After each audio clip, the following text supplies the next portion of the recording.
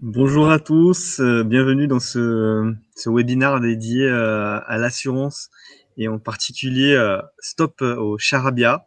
Un super titre et vraiment je salue nos partenaires qui ont trouvé ce titre. C'est Alexandre, il me semble, qui a trouvé ce titre et qui, je pense, est très parlant. Et je salue également l'équipe pour avoir trouvé le parrain, parce que c'est aussi assez parlant. Je pense qu'il y a certains assurés qui ont dû se retrouver face à des assureurs qui ressemblaient un peu à ça parfois. Donc, je suis Nicolas Ferreira, directeur général adjoint de Finance Innovation. Bienvenue à ce webinaire qui a lieu dans le cadre de l'événement Insure Day, qui aura lieu donc le 9 novembre. Vous êtes bien sûr les bienvenus. N'hésitez pas à aller voir le site web pour pouvoir vous inscrire et si vous voulez plus d'informations, à nous solliciter. C'est un partenariat donc avec Profideo, hein, qui est partenaire de cet événement. Et ce webinaire, il est un peu préparatoire à ce qui va être présenté et discuté le 9 novembre. Donc, très rapidement, en deux mots, pour ceux qui ne connaissent pas Finance Innovation, donc, nous sommes un pôle de compétitivité, une politique publique qui a été lancée en 2007.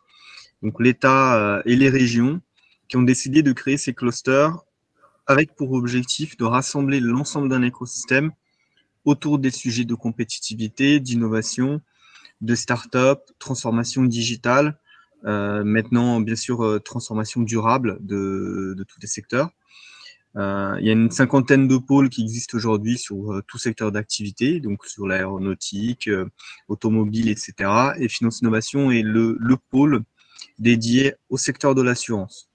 Nous avons 600 membres aujourd'hui et nous vous invitons bien sûr à nous rejoindre et à prendre contact avec nous si vous voulez plus d'informations.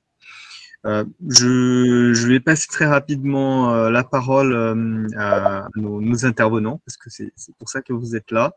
En tout cas, je remercie à tous parce que c'est une table ronde qui est très riche, avec donc Profideo, Efficience, InsurTech France et Sherlock, qui sont des sociétés très innovantes et dynamiques et à l'image, je trouve, de Finance Innovation.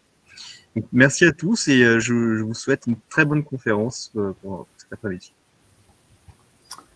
Merci Nicolas. Je prends la parole. Je suis désolé, j'ai quelques soucis de caméra, mais je vais vous accompagner aujourd'hui par la voix du mieux possible. Je suis Alexandre, rédacteur en chef chez Efficience. Je vous remercie toutes et tous de nous rejoindre pour ce webinaire.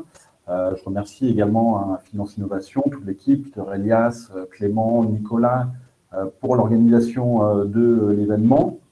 Et merci aussi à tous nos participants aujourd'hui, Guillaume de Profideo, Alexandre Rispal, InsurTech France, Alexandre Mola de Sherlock, qui se présentera tout à l'heure aussi, et last but not least, Francis Mahut d'Efficience. Donc on se retrouve aujourd'hui pour évoquer cette thématique ô combien brûlante aujourd'hui dans le secteur, c'est le langage client dans l'assurance. Pour commencer, je vais vous donner deux chiffres.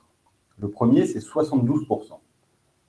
72% des consommateurs aujourd'hui estiment toujours que les assureurs emploient un jargon incompréhensible. Deuxième chiffre, 88%. 88% des Français aimeraient une simplification des CGV dans l'assurance, les fameuses conditions générales de vente. Doit-on s'étonner de ces chiffres quand encore de nombreux acteurs utilisent ces tableaux de garantie que vous connaissez tous, avec des chiffres qui piquent les yeux un petit peu, qui utilisent un vocabulaire trop technique, bien souvent, et des documents qui sont longs, qui sont à n'en plus finir. Je partage une petite anecdote. Il y a une collègue chez Efficience qui, il n'y a pas longtemps, a changé de mutuelle. Donc nous, ça nous intéresse de voir comment ça se passe, l'onboarding, l'expérience client, etc. Et en guise de cadeau de bienvenue, son nouvel assureur santé lui a offert un contrat de 91 pages. Alors, on n'a toujours pas fini de le lire. On va essayer de prendre l'été pour le terminer. On vous fera bien sûr un compte rendu en septembre, on l'espère, sur le blog Efficience. Blague à part, le constat est là, édifiant, et c'est vrai qu'il y a un vrai travail de fond à entreprendre aujourd'hui.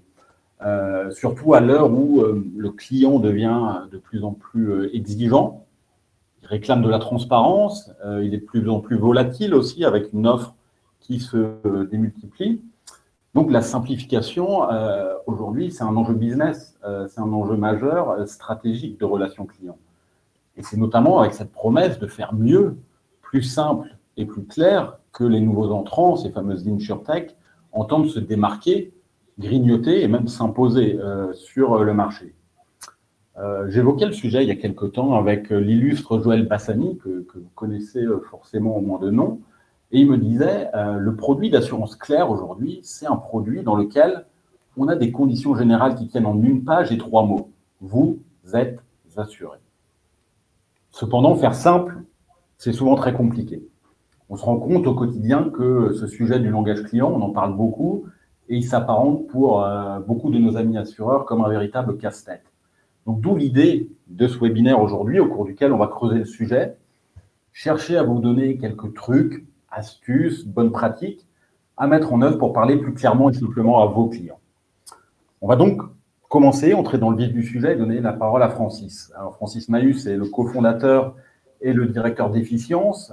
Efficience, pour ceux qui ne connaissent pas, c'est l'agence digitale numéro 1 en France sur le secteur assurance. Déjà près de 40 références. Donc, autant vous dire que au quotidien, les problématiques de langage client, on sait ce que c'est. Hein. C'est vraiment notre quotidien, nous, partie agence. Donc, Francis, je crois que tu vas nous parler de simplification du langage client en phase d'acquisition. Donc, je te laisse la parole et c'est le moment pour vous de faire le plein de trucs et astuces. Donc, à toi, Francis. Merci, Alexandre, pour cette introduction pleine d'insights et de chiffres. Oui, effectivement, le langage client, ça nous parle chez Efficience parce que notre métier, c'est de créer des sites, refondre des sites, faire des parcours. Donc, qui dit site web dit forcément pas seulement de l'UX, de la direction artistique, mais bien sûr et surtout du rédactionnel, du fond, du contenu.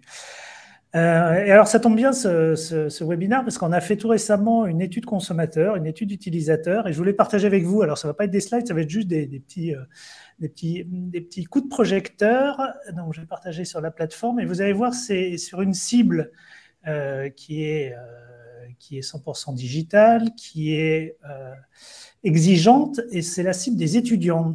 Tout récemment, c'était début juin, on a interrogé presque 170 étudiants dans le cadre d'un projet, et on leur a demandé, mais comment vous allez réagir à des... donc je pense que vous voyez mon écran. Comment vous allez réagir à différentes accroches sur une en-tête de site web, notamment sur est-ce qu'on va vous poser une question sur votre âge, sur votre prénom, sur à quel moment vous voulez être assuré, ou allons droit au but, qu'est-ce que tu veux comme type de mutuelle. Et on les a fait voter et on les a fait réagir. Et on a eu ce genre de verbatim et c'est du réel, hein, ça n'a pas été réécrit du tout, il y a des fautes qui traînent. C'est comme ça qu'on les a reçus. Et le plus intéressant, c'est le moins pénible à répondre, ce qui est en bas à droite. C'est vrai qu'être sur des formulaires, être sur des parcours, c'est rébarbatif. Quelque part, vous voyez, il y a quelqu'un qui nous dit « je veux une approche moins industrielle ». On ne savait pas que dans l'assurance, on faisait de l'industrie, ou quelqu'un qui nous dit si c'est compliqué, si c'est trop compliqué, je n'ai pas envie de commencer. Je veux que le message soit clair, direct, assez gros. Je n'ai pas besoin de réfléchir à la réponse. Et là, on se dit, ou quand quelqu'un nous dit en plein milieu, en petit, je n'ai aucune idée quand on doit commencer une mutuelle et ne sachant pas répondre à la question, je ne cliquerai pas. Tout ça parcourt au même retour, c'est-à-dire qu'il faut être très clair, il faut être très pédagogue, il faut créer tout de suite de l'engagement, c'est un terme qu'on utilise beaucoup, et si on ne fait pas ça, l'internaute va voter avec sa souris et va faire un clic retour et vous ne le verrez plus jamais. Donc tout ça nous interpelle naturellement et nous fait penser qu'il faut, quand on rédige pour l'assurance, chez Efficience, on a un peu six grands principes en termes de rédactionnel et je vous les mettrai en synthèse juste après. Le premier, c'est vraiment, il faut rédiger en phrases courtes, à la voix active. Voilà, 5-6 mots en langage accessible au plus grand nombre. On dit c'est le niveau B2, c'est-à-dire qu'il faut que quelqu'un qui a arrêté ses études au baccalauréat puisse comprendre sans problème. Je ne parle même pas du ludique qui était un mot trop compliqué au dernier bac actuel, qui a fait un peu polémique. Mais voilà, c'est ça. On ne peut pas avoir une approche technique, une approche trop rébarbative, sinon industrielle, comme disait ce témoignage, sinon on s'en va. Le deuxième point, c'est vraiment, il faut bannir le jargon, les acronymes. Alexandre en parlait tout à l'heure. Dès qu'il y a des acronymes, j'allais dire du bullshit réglementaire, mais c'est vraiment ça. C'est-à-dire, c'est pas parce qu'on en met beaucoup plus qu'on va mieux transformer, au contraire. Le troisième, on parlait des CGV, c'est les termes juridiques. Alors vous allez me dire, oui, mais attendez, on va à la fin contractualiser, et donc il faut forcément du juridique. Certes, mais là aussi, il faut traiter le consommateur, le prospect en adulte. Si on met du juridique, si on met du réglementaire, et qu'on est obligé d'utiliser le terme consacré, eh bien, il faut mettre une infobulle. On a la possibilité de faire ça sur le web, et c'est top, et expliquer, décrypter, faire preuve de pédagogie. Le quatrième point, et on le retrouve souvent chez nos clients, c'est où on retrouve son absence plus exactement, c'est qu'il faut faire preuve d'aller à l'essentiel, notamment dans un parcours. Vous savez que dans le web, tout n'est que parcours. On va d'un point A à un point B en passant par X écran ou X expérience digitale. Donc, si le consommateur il veut un prix, il faut lui donner le prix très vite. Il ne faut pas se dire, je vais en même temps lui donner mes valeurs d'assureur, de mutuelle. Oui, c'est très bien, il saura aller les chercher s'il est intéressé. Mais s'il est intéressé par une information de prix, une information de produit, il ne faut pas lui parler d'autre chose. Donc, il faut aller to the point, comme disent les Américains.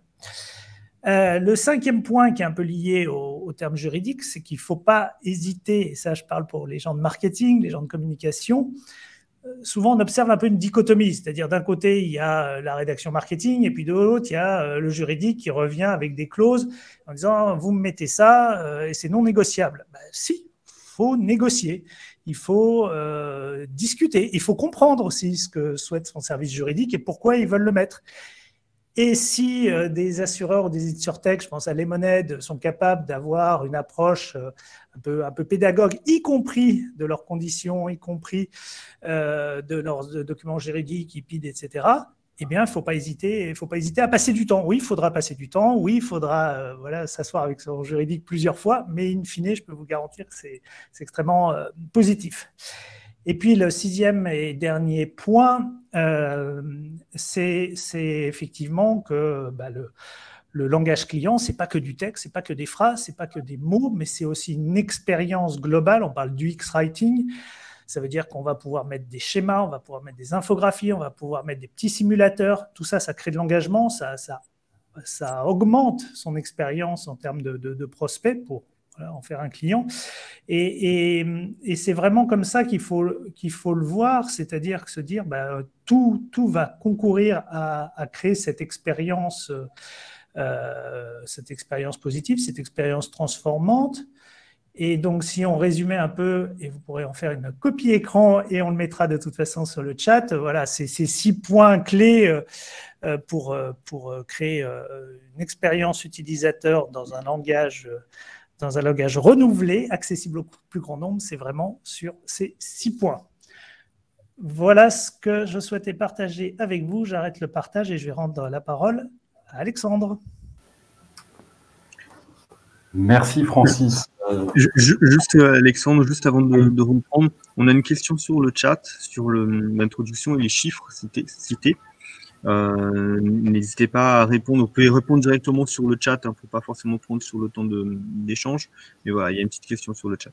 Voilà, je vous laisse continuer. Je ne vois pas la question. C'est la source des chiffres.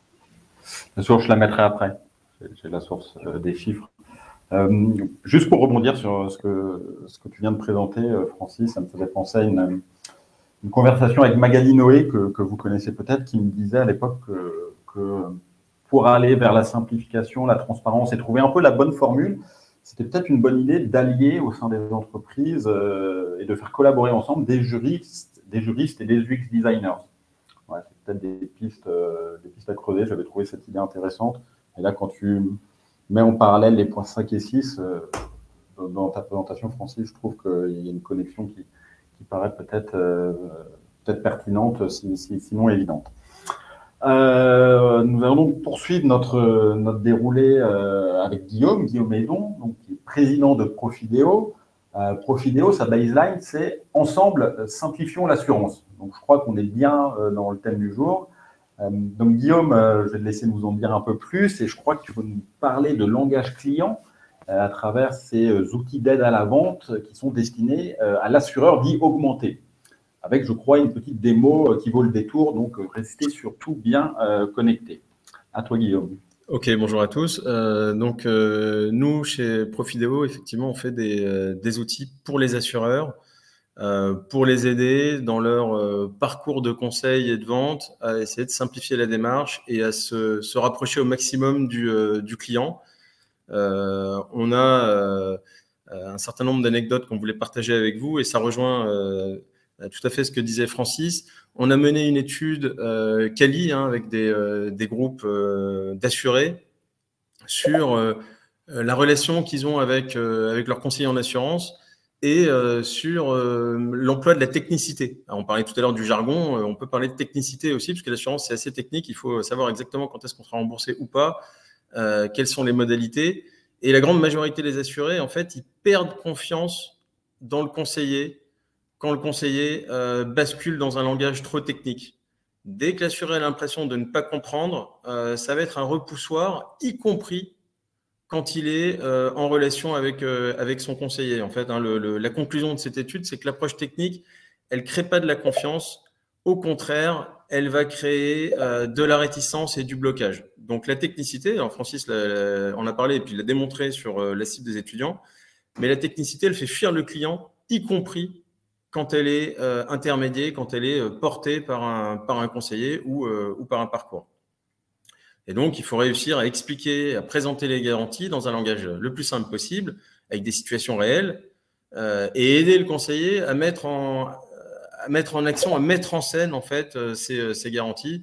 Les acronymes, c'est évidemment le truc à éviter, les 300% BR, les 20% d'AIPP, tout ça, personne n'y comprend rien, y compris d'ailleurs souvent les conseillers eux-mêmes qui ont une batterie de produits à connaître, à présenter, et pour eux, c'est un petit peu compliqué. Donc, la technicité de l'assurance, c'est à bénir. Le deuxième exemple que je voulais partager avec vous, il est assez intéressant, et c'est des conversations qu'on a eues avec HSBC France sur l'assurance emprunteur. Et alors, je ne vais pas évidemment rentrer dans le détail de nos échanges avec HSBC, mais je voulais partager quelque chose qui est arrivé descendant d'HSBC Monde. Il y a eu des sujets avec HSBC France sur les comparatifs entre les contrats d'assurance de prêt pour l'assurance groupe et pour l'assurance individuelle. Et il y a eu un seul input d'HSBC Monde qui est arrivé dans ces réunions, dans ces meetings, c'est que la politique d'HSBC Monde, c'est que quel que soit le sujet, quel que soit le produit, on doit pouvoir expliquer de la même manière, un conseiller doit expliquer de la même manière à un client quand il est en train de faire sa vente que ce que HSBC pourrait mettre sur son site internet en accès direct pour le client. C'est-à-dire qu'HSBC Monde, dans sa stratégie mondiale centrée sur le client, ne fait aucune différence entre un outil d'aide à la vente entre les mains d'un conseiller et un outil en self-care sur Internet. Et ça, je pense que c'est quelque chose qui est en train d'arriver dans le secteur de l'assurance, qui est en train d'éclore, mais dont on est assez loin. Ce témoignage avec HSBC Monde, c'était il y a 4 ans. Et il y a 4 ans, expliquer en ligne l'écart de tarifs, de garantie et de services entre le contrat groupe en assurance de prêt d'une banque et un contrat individuel, c'est quelque chose qui était inimaginable et qui maintenant est en train de progressivement s'imposer dans l'assurance. Ça fait évidemment une convergence entre les outils d'aide à la vente et les parcours sur Internet, les parcours où le client est en autonomie devant son écran. Francis disait tout à l'heure, le client qui ne comprend pas, il fait back et on ne le revoit plus jamais. Eh bien, le client qui est face à un conseiller et qui adhère pas vraiment au discours, il dit oui, parce qu'il ne peut pas faire back. Mais ensuite, il dit je vais réfléchir. Et souvent, on ne le revoit plus jamais. Et donc, il faut vraiment mettre l'expérience client, la compréhension du client au cœur de sa stratégie et de sa stratégie digitale, qu'elle soit self-care ou qu'elle soit dans les OAV. Alors concrètement, qu'est-ce que ça veut dire? On sait tous comment se fait le choix d'une assurance. On hésite toujours entre être très bien couvert et au moins on est tranquille et payer pas cher. C'est vraiment les deux pôles d'attractivité ou de rejet, ça dépend comment on le regarde, mais d'un contrat d'assurance. Et chacun met son curseur en fonction de sa sensibilité. Vous avez tous, vous savez tous vous dire, moi je préfère un contrat super couvrant et je suis tranquille, tant pis si ça me coûte un peu cher. Et puis ceux qui disent non, non, non, moi je paye le moins possible parce que c'est obligatoire. Et après je me débrouille un peu quand j'ai des sinistres. Ce curseur, il faut aider le client à trouver, à identifier le bon pour lui, à comprendre les contrats, les garanties, à voir pourquoi il va payer un petit peu plus. Et il faut aider le conseiller, quand il est là pour aider son client, à ce que son interface et son outil permettent de trouver le bon curseur. Je vais partager une autre étude qu'on a fait sur de la MRH et sur de l'auto, sur les causes qui font résilier un contrat d'assurance. Pourquoi vous avez changé d'assureur? Alors, il y a évidemment un certain nombre d'événements de vie. Sur la MRH, il va y avoir le déménagement. Sur l'auto, il va y avoir le changement de véhicule. Et donc là, on refait les mises en concurrence. OK. Mis à part ça, il y a 30% des contrats qui churnent sur des causes qui sont des causes exogènes à un événement de vie. Évidemment, les deux causes principales, c'est je paye trop cher. Et donc, je ne comprends pas très bien mon équilibre coût-garantie. Et puis, l'autre cause, c'est lors d'un sinistre, j'ai été déçu par la couverture et donc, finalement, je n'avais pas compris mon contrat. Et donc, on rejoint évidemment la logique de clarification où il faut que le parcours de souscription soit un outil qui permette au client de se dire, tiens, est-ce que je prends cette garantie ou pas? Qu'est-ce qu'elle m'apporte et qu'est-ce qu'elle me coûte? Voilà. Et donc, nous, c'est vraiment ce qu'on veut faire transpirer dans nos outils. Alors, je vais faire un partage écran dans les quelques minutes qui me restent pour montrer en fait comment nous, on met du langage client dans nos outils d'aide à la vente. Alors, c'est évidemment un exemple d'interface. Chaque interface doit aussi reprendre l'image et l'état d'esprit de l'assureur qui le porte. Alors, je fais un partage. Voilà, tac.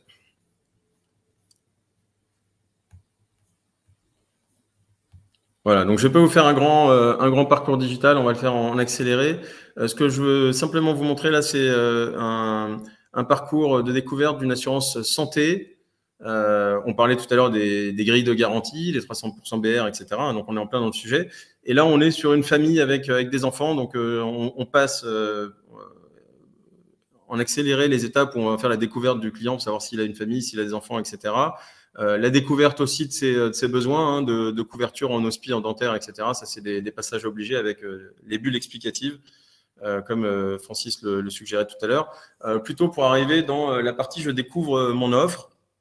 Et donc là, on arrive sur une offre qui est adaptée à la famille. Alors, comme on sait que le client a des enfants, on va lui prendre des exemples concrets sur du remboursement qui mettent en scène des enfants. Donc, sur le dentaire, plutôt que de parler de forfaits, des réseaux de soins, etc., on va prendre des exemples.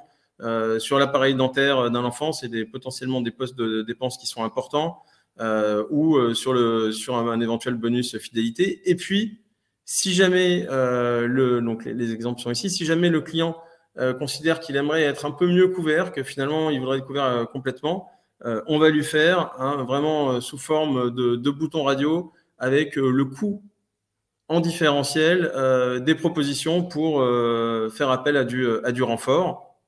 On va, sur l'hospitalisation, de la même manière, présenter des exemples de remboursement mettant en scène la famille, mettant en scène les enfants et de la même manière proposer des renforts potentiels. Si le client veut finalement se dire tiens, ma situation n'est pas exactement celle-là, le coût de l'appareil c'est pas 1 500 € mais c'était 1 800, on met à sa disposition des simulateurs qui lui permet avec un système de curseur de voir immédiatement comment il va être remboursé, si c'est pour prendre une chambre particulière, si c'est pour un appareil dentaire, etc. Et de la même manière, le client peut finalement hésiter entre deux offres. Et dans ce cas-là, s'il faut comparer des contrats, il va pouvoir, donc c'est évidemment là des outils qui sont entre les mains des conseillers, mais qu'on pourrait imaginer entre les mains des clients directs, il va pouvoir avoir accès directement à des comparatifs de son contrat et du contrat qu'il envisage de souscrire ou qu'il aurait chez un concurrent, avec toujours de la même manière des approches simples, des exemples de mise en situation avec des exemples en euros qui vont parler, qui vont correspondre à ses besoins et à ses attentes pour s'éloigner le plus possible d'une approche très technique, très contractuelle, dans laquelle il faudra à un moment revenir pour faire la souscription. Hein. Et là, il y a un deuxième chantier qui peut s'ouvrir sur effectivement la rédaction et la présentation des conditions générales. Mais au moins, dans sa découverte de l'offre, il faut lui donner le maximum d'outils et une expérience agréable pour comprendre et savoir où positionner son attente et ses garanties.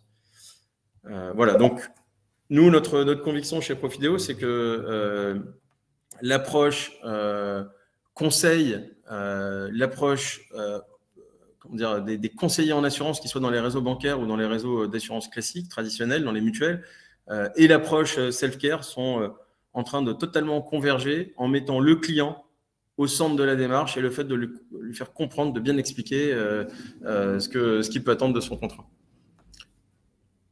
Voilà, je repasse la parole à Alexandre pour la suite et éventuellement des questions s'il y en a. Je rebondis sur sur Frédéric oui, c'est un exemple tout à fait pris au hasard, hein, le comparer avec AG2R, mais vous êtes un acteur important de l'assurance santé et donc la comparaison se fait régulièrement avec vos offres. Merci Guillaume. Il y avait une autre question de Frédéric qui évoquait le fait que les plus gros efforts avaient été réalisés en santé. Quid des autres produits?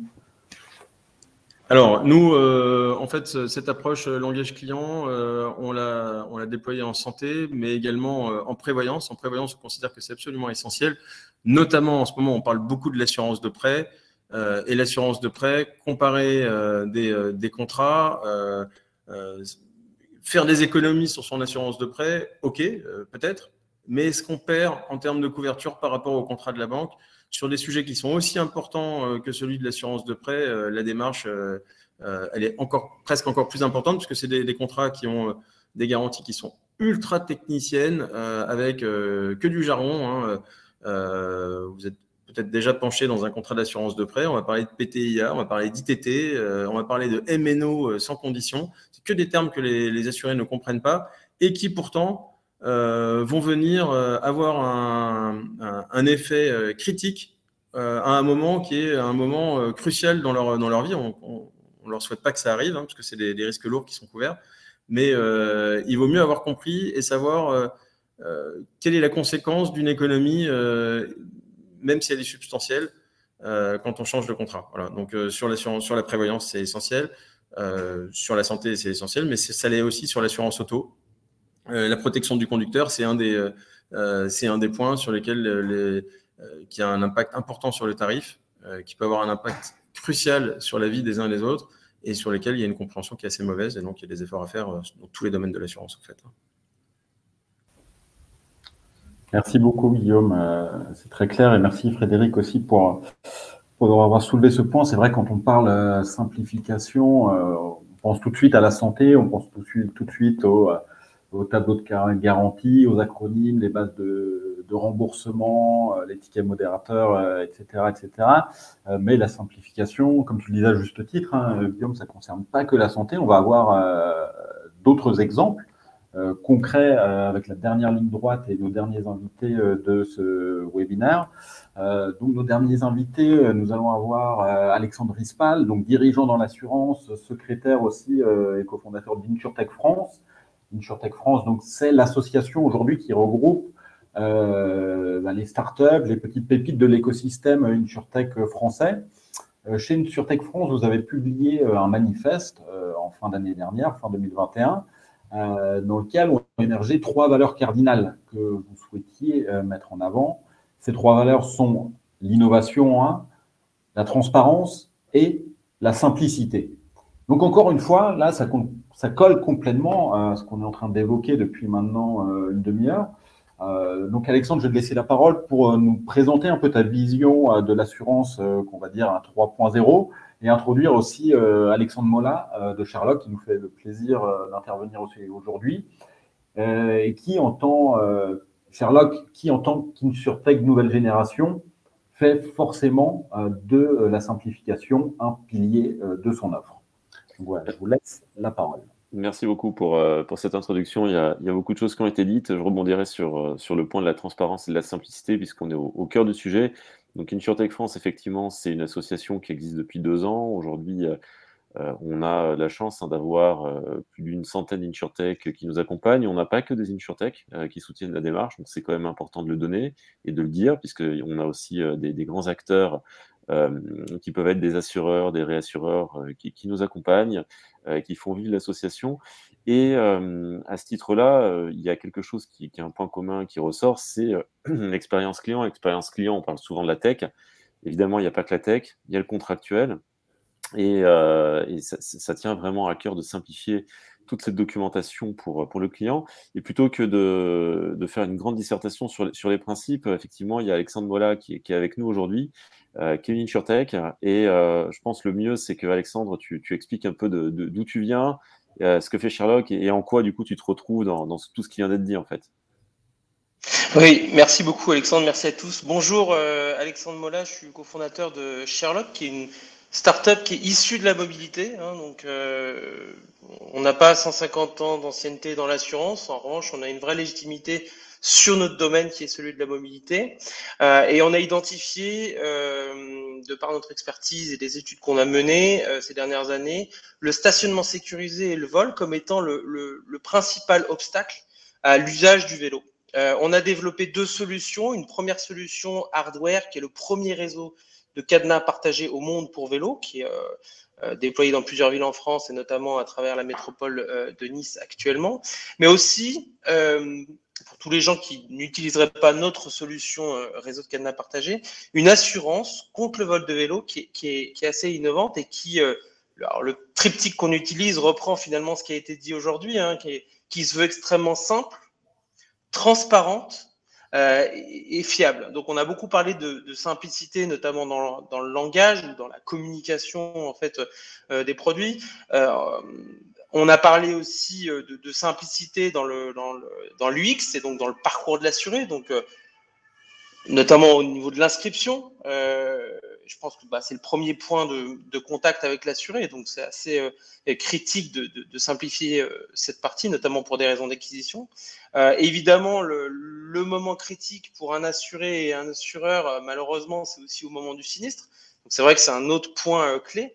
Maintenant, nous, on essaye d'aller beaucoup plus loin, puisque étant issu du domaine de la mobilité et avec un prisme data très très fort, en fait, on travaille à développer un dialogue entre l'assuré et l'assureur en multipliant les points de contact dans la relation qu'on va développer avec lui. Et en fait, ces points de contact-là, ils vont permettre de créer de la data qu'on va pouvoir ensuite utiliser pour automatiser certains process, par exemple la gestion de sinistres. Plus on aura de données a priori, plus on va pouvoir automatiser la gestion de sinistres, mais aussi améliorer toute la partie prévention côté fraude, ou encore travailler sur des conseils, des insights qu'on va pouvoir redonner à l'assuré, à l'utilisateur. Et donc, en fait, on crée un dialogue et avec un dialogue va s'instaurer un certain niveau de confiance qui est, et là je me pose en non-assureur, puisque je suis pas du tout issu de ce monde-là. La crise de confiance, c'est peut-être le premier défi en fait des assureurs, je pense. Et donc l'idée de recréer ce dialogue au quotidien avec nos assurés, au-delà de toutes les data qu'on va pouvoir créer, c'est aussi de recréer de la confiance entre l'assuré et l'assureur. Je pense que le défi aujourd'hui, c'est d'arriver à être simple, et clair et transparent, tout en étant exhaustif et précis. Et pour moi, pour nous en tout cas chez Sherlock, ça exige de travailler directement sur le produit et sur ses conditions. Et c'est là où on a tous aujourd'hui accès à énormément d'outils qui vont nous permettre de récolter de la data et charge à nous de bien utiliser cette data pour pouvoir améliorer nos produits et ainsi les simplifier, les rendre plus lisibles, plus digestes en fait pour nos assurés. Peut-être que je peux juste montrer un slide en fait qui illustre un petit peu mon propos. Quand je parle de partage de création des dialogues, je dois autoriser. Qu'est-ce qui se passe? Alors, je peux pas partager, c'est pas très grave, je vais pas passer du temps à trouver les autorisations. En fait, pour illustrer mon propos, je vais peut-être parler simplement d'une fonctionnalité qu'on a introduite. Alors, nous, on a une assurance, enfin, l'assurance qu'on propose, elle est disponible via une application, ce qui permet déjà d'être proche de l'utilisateur, puisqu'il a toujours son téléphone avec lui. On a introduit une fonctionnalité qui paraît assez banale, mais qui nous permet de faire beaucoup de choses, en fait, qui est la possibilité pour l'utilisateur assuré vélo de prendre en photo son vélo quand il le gare. Ça paraît tout bête comme geste, et c'est anodin. En vérité, en fait, ça va nous permettre de comprendre où l'utilisateur se gare, quand est-ce qu'il se gare, combien de temps il reste. Grâce à de l'intelligence artificielle qu'on a développée en interne, on va aussi être capable, en cas de sinistre, de pouvoir analyser la photo et savoir s'il y a le bon vélo, celui qui a été enregistré sur la photo, également s'il y a le bon cadenas, celui qui a été enregistré. On va même être capable de valider si le vélo a été accroché à un point fixe ou pas, qui est une des exigences clés pour être protégé. Donc, on va pouvoir optimiser la gestion de sinistre grâce à ces données. Par ailleurs, on parlait d'optimisation de la fraude. On va pouvoir travailler sur les comportements des utilisateurs et retrouver des patterns aussi en termes de fraude, ce qui va nous permettre de prévenir un certain niveau de fraude. Et puis enfin, on va aussi pouvoir, je disais tout à l'heure, trouver des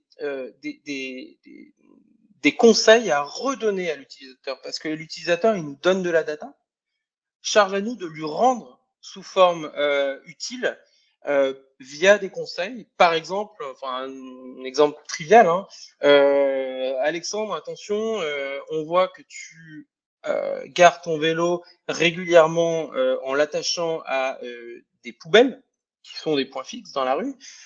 Nous savons que le taux de sinistralité est bien plus élevé sur les poubelles.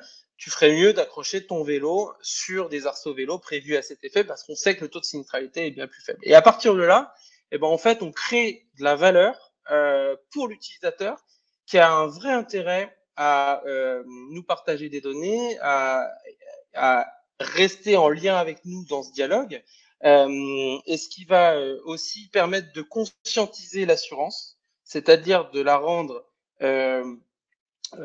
présente à l'esprit de l'assuré de manière régulière et quasi permanente, ce qui va là encore encourager les bonnes pratiques et surtout, et là c'est la mission de Sherlock à la base, débloquer les usages.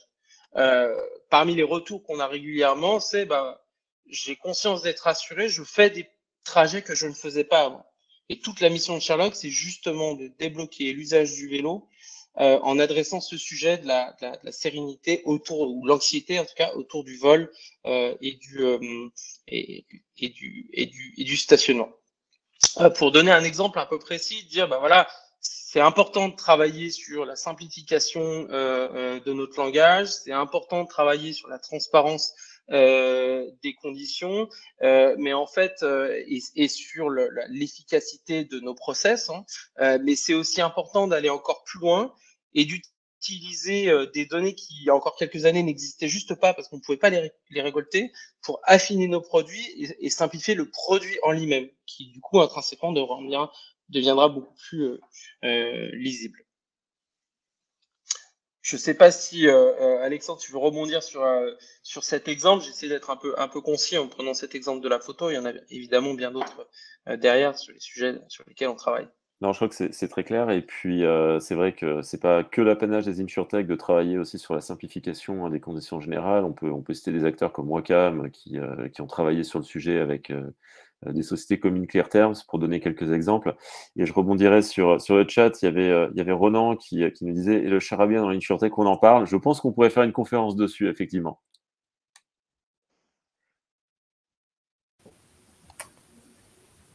Ouais, merci Alex, ça nous fera une idée pour un prochain webinaire éventuellement. Il y a effectivement beaucoup de choses à dire autour de ça. Comme tu dis, ouais, la simplification, c'est pas l'apanage des nouveaux acteurs. C'est pas parce qu'on est un nouvel acteur qu'on est digital qu'on va forcément réussir à simplifier. Il y a un gros travail aussi pour ces nouvelles entreprises à effectuer. On voit que c'est pas simple. On voit avec Sherlock et l'exemple d'Alexandre qu'il y a un gros travail de réflexion en amont au quotidien pour réussir à trouver là où les bonnes formules. Alexandre disait, il ne suffit pas d'être simple, il faut aussi être exhaustif, il faut être précis. Voilà, c'est des mots qui sont importants. Ce n'est pas simplement faire court, être simple. Et d'ailleurs, je rajouterais là-dessus que dans les retours qu'on a régulièrement, par exemple, si je prends les retours sur Trustpilot, on a beaucoup, enfin, j'ai évoqué les data, j'ai évoqué nos capacités en intelligence artificielle pour analyser les photos, ce genre de choses. Effectivement, donc ça, c'est des nouveaux outils. Néanmoins, quelque chose qui est extrêmement apprécié et qui, là encore, va contribuer à créer de la confiance entre l'assuré et l'assureur, en fait, c'est le fait d'avoir un opérateur physique qui, à certains moments précis et de manière réactive et pertinente, va avoir au téléphone l'assuré. Et c'est une des raisons pour lesquelles aussi, de notre côté, on a fait le constat que c'était important de garder la gestion de sinistre de notre côté, puisque en fait, c'était important de garder la relation avec l'assuré jusqu'au bout, parce qu'en fait, en particulier pour les néo-assureurs qui n'ont pas le bénéfice de 150 ans d'existence et de légitimité, et ben en fait, pour créer la barrière est encore plus élevée pour créer cette confiance. Donc, être capable d'être extrêmement efficace, extrêmement clair, c'est bien.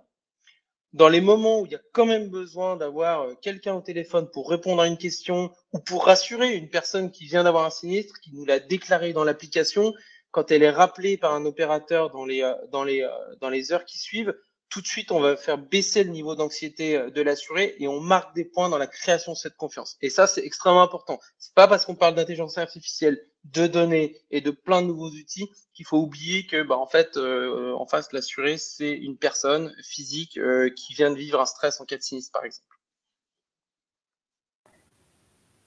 Merci Alexandre. Quasiment 14h30. Il va être l'heure pour nous de conclure. On va vous remercier toutes et tous pour votre attention. Dans un premier temps, on voit les chiffres des participants, on se rend compte que quasiment personne n'est parti en cours de route. Donc voilà, on espère vous avoir intéressé. Sur le chat, je vous mets un lien vers l'article dont Francis parlait tout à l'heure, donc où il a compilé de manière brillante toutes les bonnes pratiques à mettre en œuvre pour un parcours de vie souscription qui cartonne. Ce webinaire également chez Efficience, on va en faire un compte rendu avec des extraits vidéo aussi, donc ce sera en ligne sur notre blog et sur nos réseaux la semaine prochaine. Et ce sera bien sûr l'occasion de poursuivre la discussion et le débat si vous le souhaitez. Donc je vais remercier tous les participants, Alexandre, Guillaume, Francis. Vous souhaitez à toutes et tous une bonne journée et je vous donne rendez-vous très vite pour de nouvelles aventures au pays de l'assurance. À bientôt. À bientôt. Merci à tous.